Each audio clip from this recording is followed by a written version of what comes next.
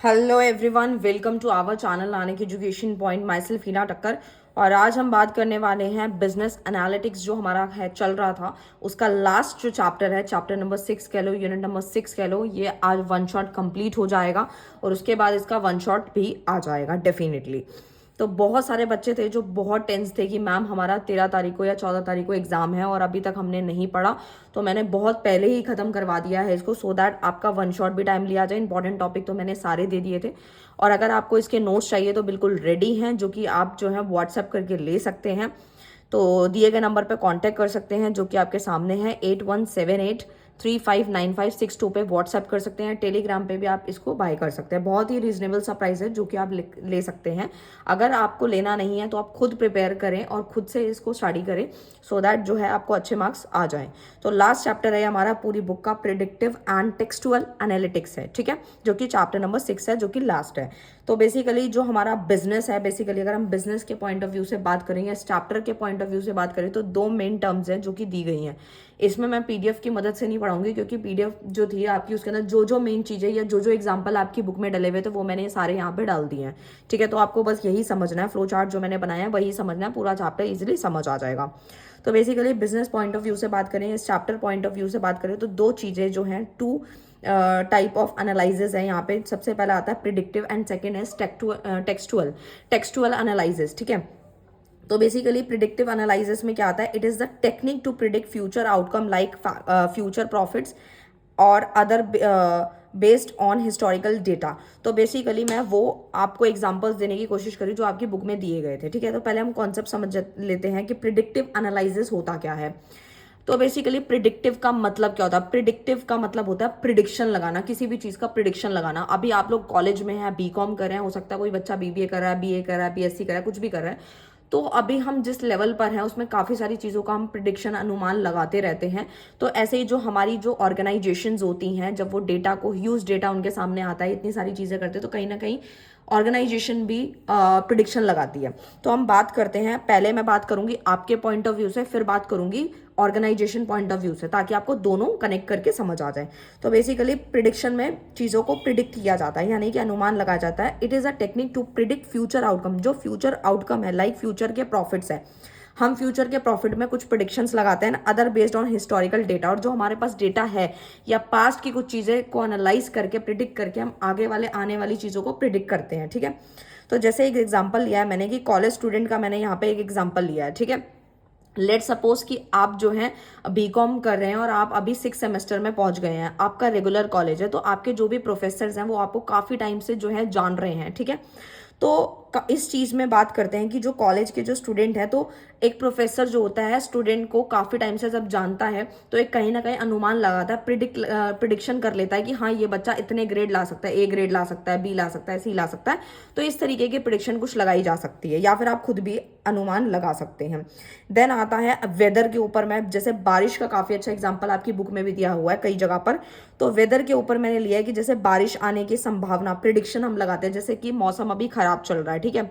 तो जैसे कि कल बहुत बारिश हुई, तो हम सोचेंगे आज भी वेदर थोड़ा सा ऐसे ही है, तो आज भी बारिश हो सकती है। हम प्रिडिक्शन लगा रहे हैं, 90% चांसेस है कि बारिश हो जाएगी, या 50% चांस है बारिश हो जाएगी, इस तरीके से। तो ऑर्गेनाइजेशन जो हमारी कंपनीज होती हैं वो भी सेल्स पे बात करती हैं कि अगर आज हमारी सेल्स जो है वो ज़्यादा हो रही है, तो यानी कि कहीं ना कहीं प्रॉफिट भी ज़्यादा ही होगा। तो इस तरीके की प्रिडिक्शन कुछ लगाई जा सकती है। जैसे मैन्युफैक्चर लगा रहा है यहाँ पर, तो मैन्युफैक्चर प्रिडिक्ट कर रहा है कि हम जो उसकी मशीन की जो परफॉर्मेंस है वो किस तरीके से काम कर रही है, पिछले पास्ट को वो देखेगा और अपनी मशीन की परफॉर्मेंस के अकॉर्डिंग बता सकता है कि अगर परफॉर्मेंस अच्छी होगी तो डेफिनेटली वर्क अच्छा होगा और प्रॉफिट्स होंगे, ठीक है। तो बेटर रिजल्ट है, इससे क्या होता है कि अच्छे रिजल्ट्स आते हैं, क्योंकि इन्हीं प्रिडिक्शन की वजह से हम जो आउटकम हमें आना होता है, आउटपुट जो आना होता है, काफ़ी अच्छा आता है और रिजल्ट भी बहुत बेहतरीन होता है, और जो भी चेंजेस होने होते हैं वो हम पहले ही कर पाते हैं।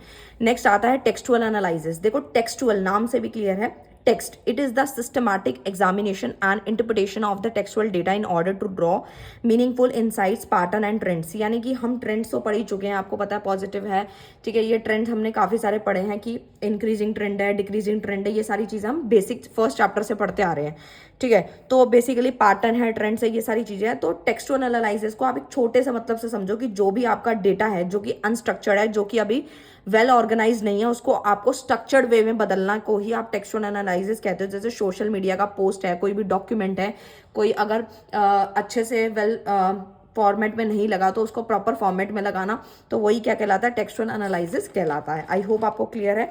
नेक्स्ट पे चलते हैं अब हम।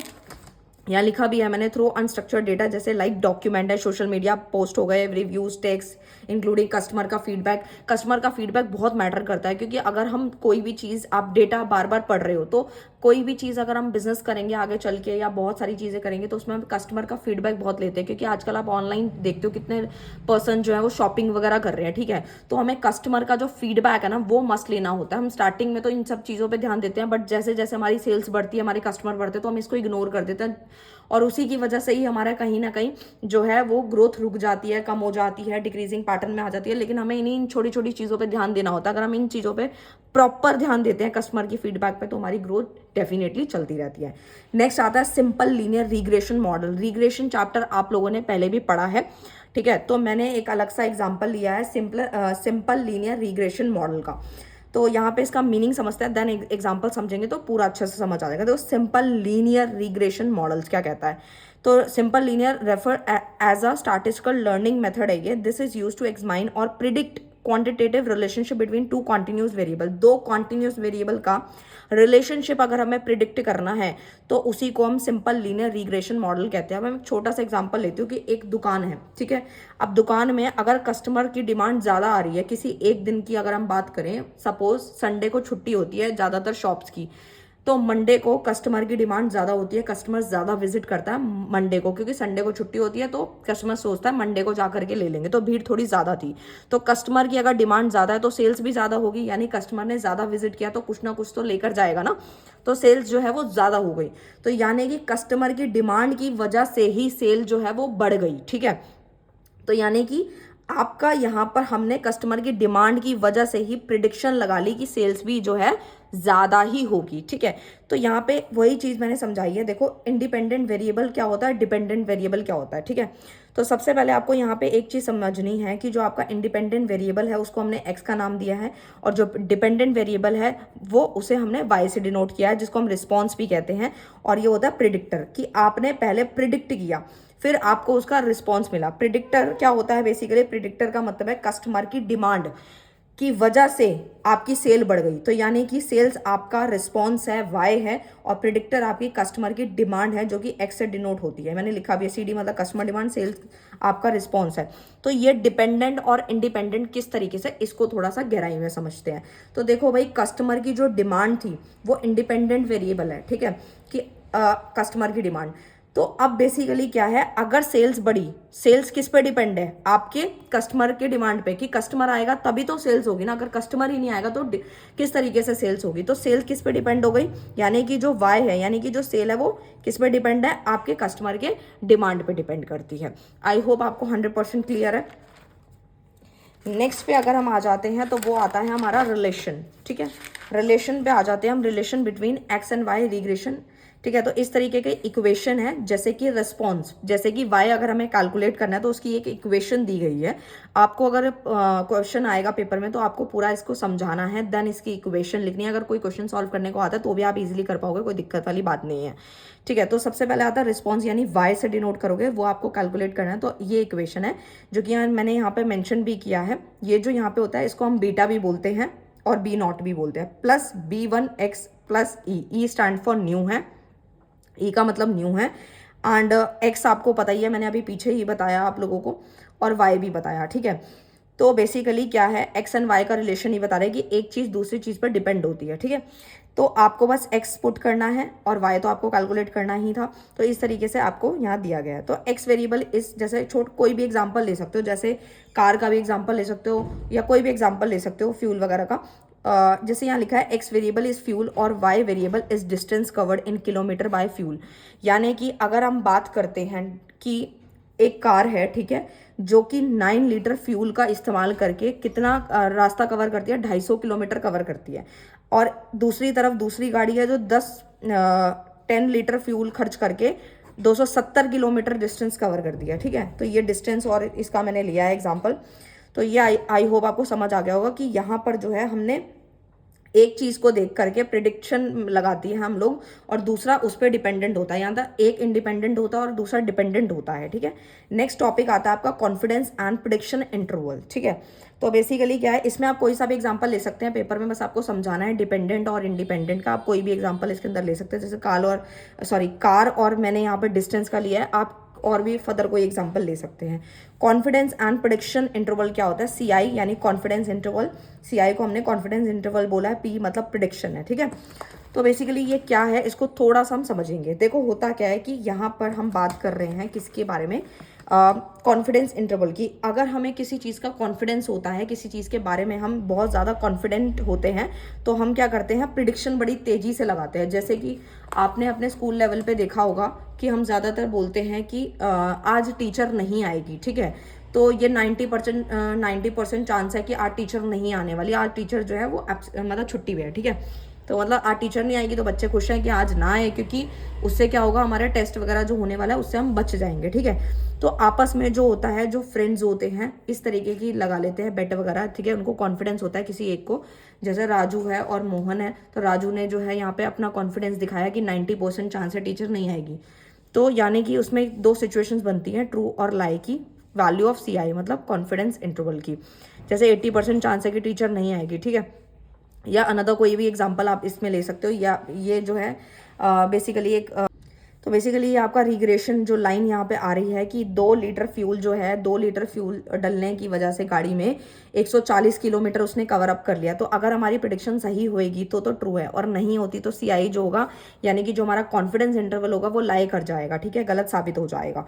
तो यानी कि अगर हमने जो भी प्रिडिक्शन करी है, यानी कि जो हमारा कॉन्फिडेंस है, अगर वो सही है तो ट्रू है, और नहीं है तो वो लाई कर जाएगी। तो यानी कि 2 लीटर फ्यूल अगर गाड़ी में है तो कितना 140 किलोमीटर रन करेगा। तो 140 के हिसाब से ये बनाया है, रिग्रेशन लाइन है ये, ठीक है। तो वो आपको समझ आ गया होगा। तो डिस्टेंस आपका जो है प्रिडिक्शन है, फ्यूल यहाँ पे दिया गया है। देन नेक्स्ट आता है मल्टीपल लीनियर रिग्रेशन, जिसे हम शॉर्ट में MLR बोलते हैं, ठीक है।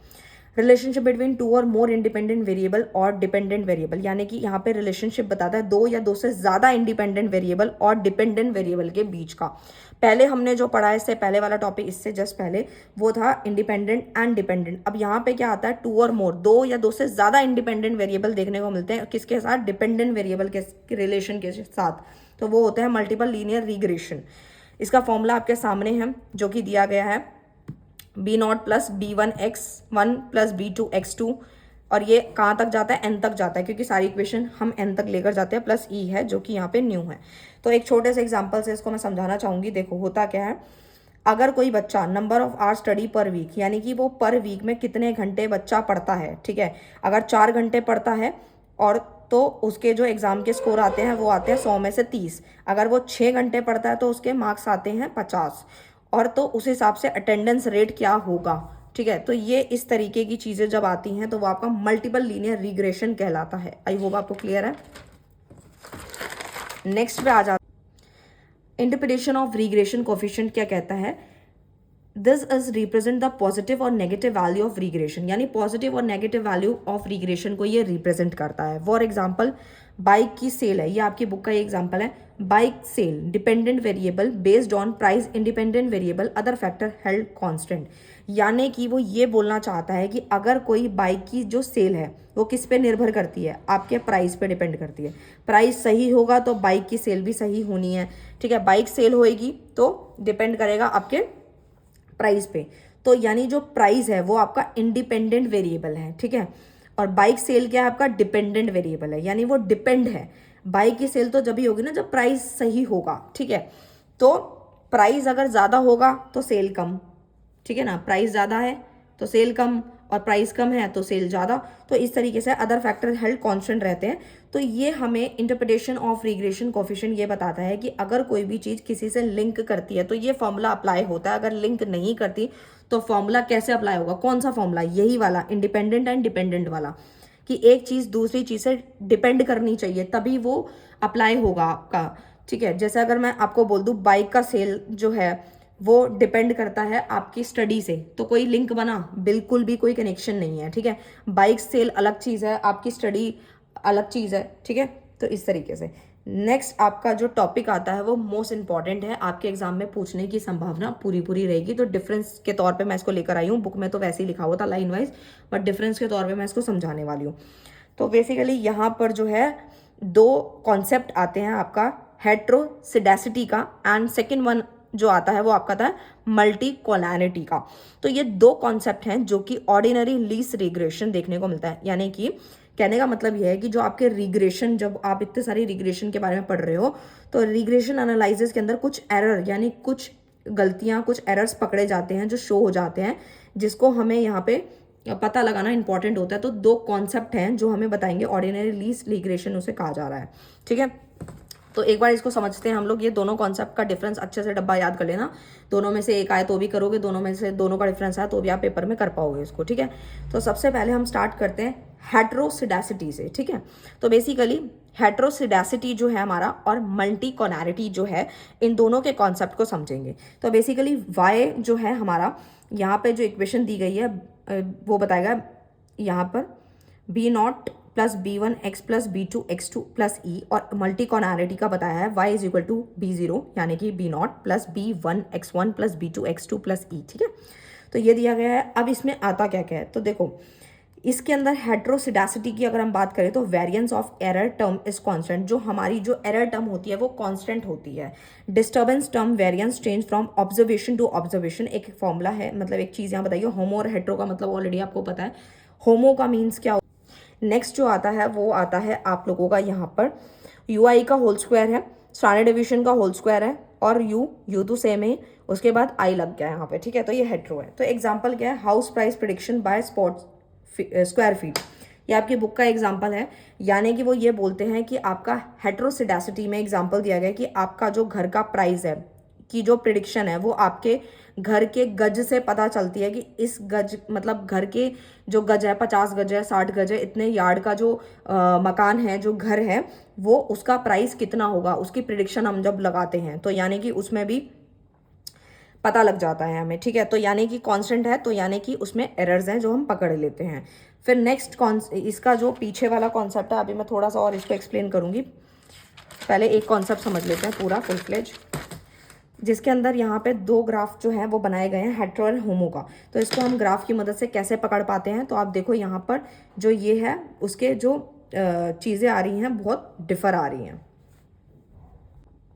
तो बेसिकली यहाँ पर जो है हेट्रो में मीन्स होता है चेंज देखने को मिल रहा है, ठीक है। यहाँ पे चेंजेस देखने को मिल रहा है, यानी कि यहाँ पे कुछ एरर्स हैं। और ये होमो मीन्स है बिल्कुल बराबर है, कांस्टेंट, और दैट मीन्स यहाँ पे कोई एरर नहीं है, एवरीथिंग इज ओके। तो यहाँ पे कुछ टेस्ट हैं जिससे पता चल जाता है हम लोगों को यहाँ पे, जैसे कि टेस्ट स्पेयरमैन रैंक कोरिलेशन है, पार्क है, वाइट टेस्ट है, इस तरीके के जो टेस्टेज हैं वो यहाँ पे देखने को मिलते हैं हेट्रोसिडेसिटी के अंदर। और नेक्स्ट जो आता है वो आता है हमारा मल्टीकोलैरिटी का, ठीक है। तो इसमें मैंने बताया कि इसमें क्या होता है, consumption depend upon two things, यानी जो हम खाते हैं, कंज्यूम करते हैं, वो दो चीज़ों पे निर्भर करती है। एक तो हमारी वेल्थ पे और एक हमारी इनकम पे। अगर हमारी इनकम अच्छी होगी तो हम अच्छा कंज्यूम करते हैं, ठीक है। और अगर हमारी वेल्थ अच्छी होती है तो भी हम अच्छा कंज्यूम करते हैं, ठीक है। बट कुछ बेसिक चीज़ें होती है जो हमें खानी ही पड़ती हैं, चाहे हमारी वेल्थ और इनकम अच्छी हो या ना हो। जैसे कि दवाइयाँ वगैरह हैं, रोजी रोटी मेन जो हमें चाहिए होती है रोज़ की, वो तो खानी ही होती है क्योंकि हमारी बेसिक नीड है। लेकिन जो बाकी की जो आइटम्स हैं, जो लग्जरी आइटम है या बहुत सारी चीज़ें हैं, वो हमारी वेल्थ और इनकम पे ही डिपेंड करती है, हम उस हिसाब से ही कंज्यूम कर पाते हैं। तो वो आता है मल्टीकोलैरिटी का कॉन्सेप्ट। तो इसमें क्या होता है, एक वेरिएबल जो होता है वो दूसरे वेरिएबल पे बहुत ज़्यादा डिपेंडेंट होता है, वही कॉन्सेप्ट हमारा कहलाता है मल्टीकोलैरिटी का। आई होप आपको क्लियर है। इसी के कॉन्सेप्ट को आगे फर्दर हम पढ़ लेते हैं। तो correlation between explanatory variable for regression model में बताया गया कि वेरिएंस इन्फ्लुएंस फैक्टर, कौन कौन से फैक्टर हैं जो इसको इन्फ्लुएंस करते हैं। कंडीशन इंडेक्स आता है आपका, ग्लोबल टेस्ट आता है, बंच मैप एनालिसिस आता है, ये सारी चीज़ें इसके अंदर देखने को मिलती हैं। नेक्स्ट आता है basic of textual data analysis, बस ये लास्ट कॉन्सेप्ट है, उसके बाद ये खत्म हो जाएगा।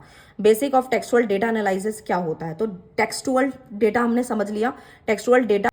अब आते हैं basic of textual data analysis में। तो देखो इसके अंदर क्या होता है, जो टेक्सुअल डेटा एनालिसिस है, टेक्सुअल डेटा हमने पढ़ लिया, तो अगर हमें टेक्सुअल डेटा को एनालाइज करना है तो उसके बेसिक कुछ कॉन्सेप्ट है वो हमें समझने हैं। सबसे पहला आता है टेक्स्ट प्री प्रोसेसिंग, नेक्स्ट आता है divider text into smaller tokens, third आता है टेक्सुअल रिप्रेजेंटेशन। तो यानी कि जो आपका टेक्स्ट है, जो भी लिखा हुआ है, जो भी पैराग्राफ है या कोई भी चीज़ आपकी लिखी हुई है, तो वो प्रॉपर मैनर में होना चाहिए, टेक्स्ट जो है वो प्रॉपर होना चाहिए। तो प्रॉपर अगर सेंटेंस खत्म हो गया तो डॉट वगैरह या पंचुएशन जहाँ भी वो जो लगना है, या क्वेश्चन मार्क है, स्पेशल करेक्टर का इस्तेमाल करना है, तो ये सारी चीज़ें इसके अंदर देखने को मिलती हैं। नेक्स्ट आता है divider text into smaller token, की जो हमारा बहुत बड़ा सा पैराग्राफ है या कोई भी चीज़ लिखी हुई है उसको स्मॉलर टोकन्स में बांटना, यूनिट में बांटना, वर्ड फ्रेज में बांटना, प्रॉपर एक मैनर में लेकर आना, ठीक है। तीसरा आता है टेक्सुअल रिप्रेजेंटेशन। टेक्सुअल रिप्रेजेंटेशन मतलब प्रॉपर प्रेजेंटेशन होनी चाहिए, कोई भी चीज़ इधर उधर नहीं होनी चाहिए। जैसे कि एक छोटे से एग्जांपल से तीनों को कवर कर दूंगी।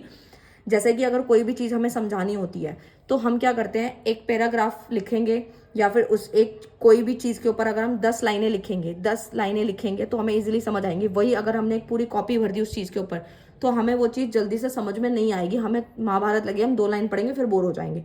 तो टेक्सुअल डेटा को एनालाइज करने के लिए हमें चीज़ें इस मैनर में लगानी होती हैं सो दैट हमें समझ में आए। क्योंकि अगर कोई भी सेंटेंस है, अगर खत्म हो गया उसके बाद हमने डॉट नहीं लगाया या क्वेश्चन मार्क नहीं लगाया तो हमें पता नहीं चलेगा कि सेंटेंस क्या कहना चाह रहा है, ठीक है। तो उससे हम इजीली पकड़ पाते हैं। तो ये समझ आ गया आपको। नेक्स्ट पे आते हैं। अब आता है method and technique of textual analysis, ठीक है। इसमें क्या होता है, 3 तरीके की टेक्निक या मेथड हम कह सकते हैं टेक्सुअल एनालिसिस के लिए। जो भी हम टेक्स्ट वगैरह करते हैं तो आप देखोगे कि उसके अंदर 3 जो है टेक्निक या मेथड देखने को मिलते हैं। नंबर 1 इज टेक्स्ट माइनिंग, दूसरा आता है कैटेगराइजेशन और तीसरा आता है सेंटिमेंट एनालिसिस, ठीक है। आपके बुक के एग्जांपल मैंने यहाँ से लिए हैं, ठीक है। तो बेसिकली टेक्स्ट माइनिंग में क्या आता है कि अगर आपके पास बहुत ज़्यादा भरा हुआ कम से कम 5-6 पन्नों का पैराग्राफ लिखा हुआ है तो वो क्या है, अनस्ट्रक्चर्ड है। तो उस अनस्ट्रक्चर को आपको स्ट्रक्चर वे में लेकर आना है। माइनिंग मतलब आपको खुदाई करनी है, मतलब अच्छे से उसको खोज करनी है और अच्छे अच्छे पॉइंट्स निकाल के छाट लेने हैं और उसमें से जो इंपॉर्टेंट पॉइंट है उसको हाईलाइट कर देना। तो ये सारी चीज़ें जो आती हैं वो आती हैं टेक्स्ट माइनिंग के अंदर। इसमें क्या आता है, कस्टमर के review in order to understand common complain और ओवरऑल सेटिस्फैक्शन। इसमें क्या होता है कि अगर मान लो बहुत सारी चीज़ें में हम डील कर रहे हैं या हमारे पास बहुत सारा डेटा पड़ा है तो हमें कस्टमर का रिव्यू उठाना है जिससे हम उनकी कंप्लेन, कॉमन कंप्लेन को समझें और आगे चल के उसी कंप्लेन पे काम करेंगे तो ओवरऑल सेटिस्फैक्शन मिलेगा और ग्रोथ होगी। नेक्स्ट आता है कैटेगराइजेशन, जिसमें क्या होता है label based on the content, ठीक है। अब इसमें क्या होता है कि हमारा जो कंटेंट होता है वो डिपेंड करता है किस कैटेगरी में है। कैटेगराइजेशन मतलब कैटेगरी। फॉर एग्जाम्पल स्पोर्ट्स की कैटेगरी है, बिजनेस की है, टेक की है, किस तरीके की कैटेगरी है। जैसे मैं अभी आप लोगों को पढ़ा रही हूँ, ठीक है, तो मेरी जो यूट्यूब पे जो कैटेगरी है वो एजुकेशन की है। हो सकता है कि कुछ लोग जो है वो एंटरटेनमेंट के व्लॉग्स वगैरह बनाते हैं, ठीक है, तो वो एंटरटेनमेंट कैटेगरी होगी, स्पोर्ट्स अलग है, बिजनेस अलग है।